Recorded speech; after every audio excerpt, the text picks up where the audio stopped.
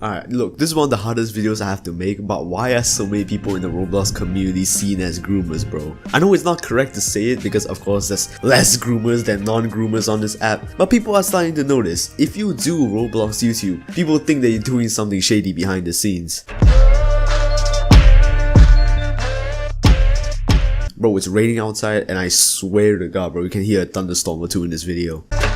So here's the situation. There's this thing where a lot of prominent people in the Roblox community has been seen as groomers or pedophiles or something similar to that. Now, I've always thought of it as like a rare thing. Everybody knows about the case of Mr. Obvious. That one was super old from like, I don't know, 2016, 2015? I don't remember the year anymore. And then we had the Notorious case that happened a year or so ago. And now before all of this, I never really chose to speak up on this situation. Because frankly, I didn't like these two people at all. If you watch Notorious's videos, you know there's something wrong with this dude. Me two images of herself. One image of her wearing Nathan's merch whilst in underwear and fishnets, and I didn't specify for her to wear those, but I did ask for that picture. Like literally, it was like a walking time bomb. Everybody saw this coming. But recently, these two cases really struck home with me. These two really recent ones, because they were people that I actually used to watch from a long time ago. No Dave and Kaneko Kid were YouTubers that I genuinely liked back in 2020. I've been following Notice's animation since 2016. He used to make these old machinima animation videos. Of course, back then, those videos like really simple. If you see like the animations that people are doing now, it's absolutely insane. These were the ones done back in like 2016. They were super simple, but these videos used to make me laugh so much as a kid. When you look at his videos from 6 years ago, it was that time in Roblox where animation was really popular, and they were all simple, yes, but they had this charm to it. And I think Notice was generally one of the best to ever do it at that time. Talking about Kaneko Kid, he was always one of the commentary YouTubers that I liked the most. Mainly, I think it's because I caught him so early. I remember my brother watching this video where he played the streets like 5 years ago, back when Kaneko used to do gameplay videos. Yes, he used to do gameplay videos like a long time ago. He had maybe 25k or 30k back then, around that range. And it's crazy because now he has like, I don't know, 1.3, 1.4 mil. Seeing his come up is honestly very satisfying to me. And of course, I wasn't that big of a heavy fan. I wasn't like watching his videos every day, but I've always kept up with his channel, not daily, but I would at least check in a couple times a month. And I think this situation with him grooming and stuff, it hit me really hard because I've seen the videos that he had made on the second channel, and honestly they were really inspiring. He was in a better place, he was going to the gym, bettering himself, eating good, telling life stories. I like that one where he was talking about his time in Subway. I really liked that video, and all of this was great. Honestly, this situation is crazy. Like, the timing is insane. Look at this Tom Dark video that he made 2 weeks ago talking about Kaneko Kid's recent come up and how he's bettering himself, and just like that, 1.5 weeks later, he's talking about the Nappy situation. Like, bro, this timing is insane. Then Kaneko made his response, took it down right after because it was too one-sided, which in my opinion it was. Everybody's getting exposed. I think like people don't trust Roblox YouTubers now anymore, and honestly, that's a good thing. That's actually a good thing. The problem with groomers making Roblox videos is obvious because most people that watch these videos are kids. 99% of the people who watch Kaneko's videos are younger than Narpi. That's a fact. It's not like the EDP situation because most people that knew about EDP before he got cancelled was already in like high school or college. This is different. When you put kids so close to these groomers, which of course 99% of people that play Roblox are kids, then there's an issue.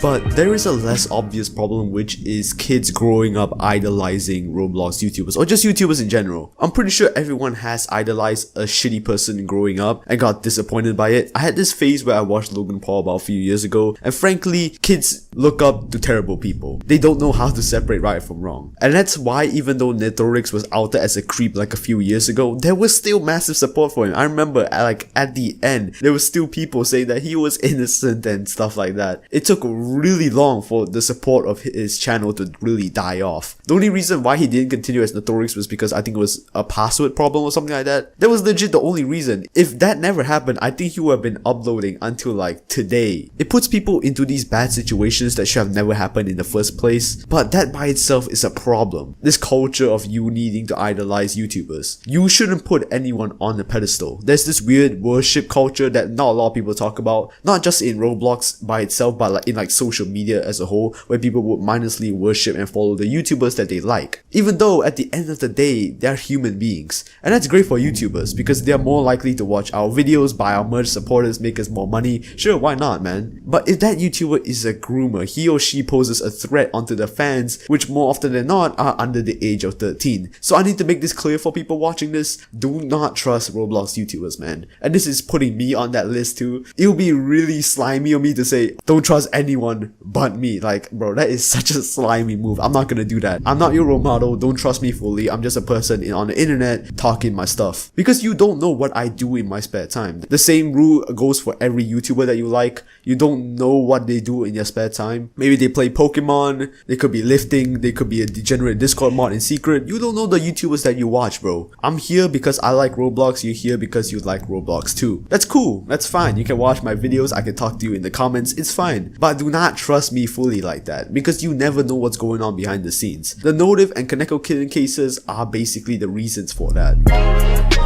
And I want to take a look at the Kaneko Kitten situation and give it a deeper dive because I put him in the center of this thumbnail. It wouldn't be fair if I didn't break down his situation as well. Now, I gotta say this thing though. I have no problem with the age gap. 20 and 17 isn't a problem at all. I know a lot of people have controversial opinions about this. This is why I stand in this situation. The only people that think this is bad are people who are chronically online and on Twitter all day. I can name a few relationships with that age gap that have no problems at all. And side note, this thing about age gaps is way too much, to be honest. The difference between a 17 and an 18-year-old in like the grand scheme of things is not much. It's crazy how these chronically online people treat 17-year-olds as children who can't consent and they can't do anything, and 18-year-olds as adults, when pretty much they're almost the same age. And I think the reason why most chronically online people do this is because they have zero life experience and have no idea how age gaps really work. 20 and 17 is the same thing as 21 and 18. The only people that I see having a problem with this take are people that are on Twitter all day.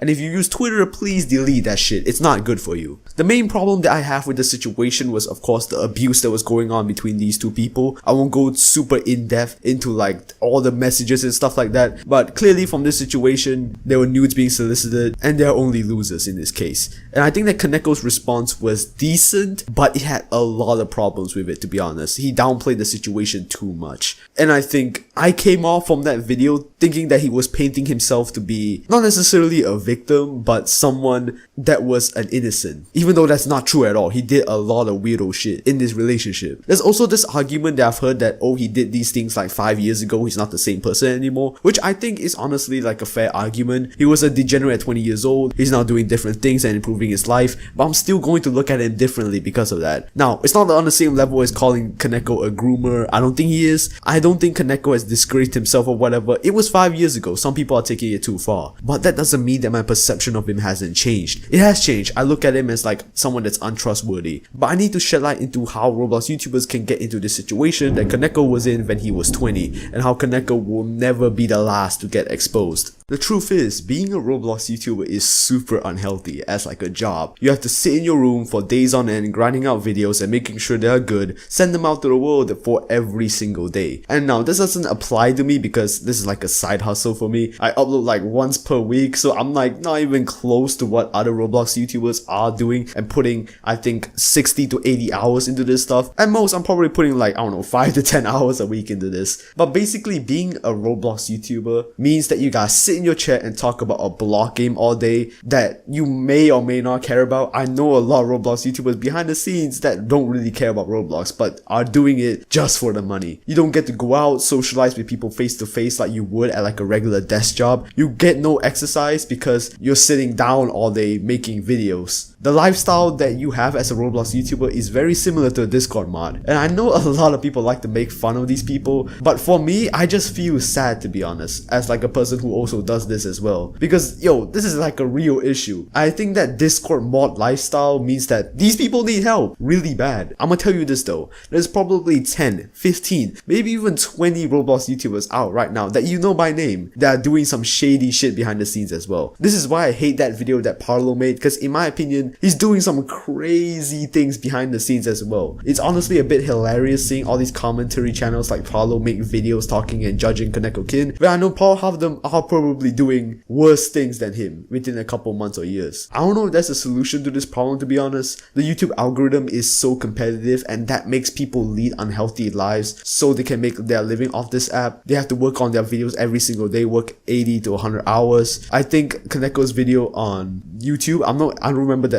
title exactly, but he had these videos on his second channel talking about how YouTubers destroy themselves and stuff like that. Those are really great videos in my opinion, and I think they really shed light on what happens to YouTubers behind the scenes. And I don't think there's a way to keep this stuff from happening. The only way is for you, the person who's watching this, yes, you. All you can really do, in my opinion, is just guard yourself. Watch your favorite YouTubers, be friends with them, but never idolize them. There are people as well, I'm a human too, and you never know what YouTubers are doing behind the scenes. Don't trust me, trust yourself. That's the only person you can trust 100%. Yo, this is some life advice right here. Anyways, I'm cutting this off. Here's a video that you can watch on your screen right now, and yeah, thank you for watching.